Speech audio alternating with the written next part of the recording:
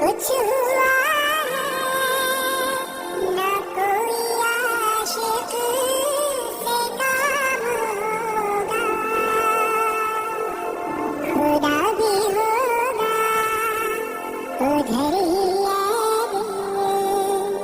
जिधर वाली मकाम होगा। डरे नबी पे पड़ा रहूंगा, पड़े ही रहने से काम होगा। यही जाऊंगा अर्ज़ मतलब मिलेगा जब तक ना दिल का मतलब।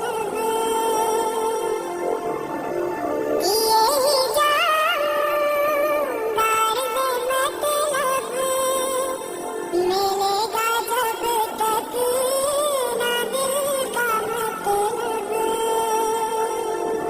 लाशा में मतलब की सुबह हो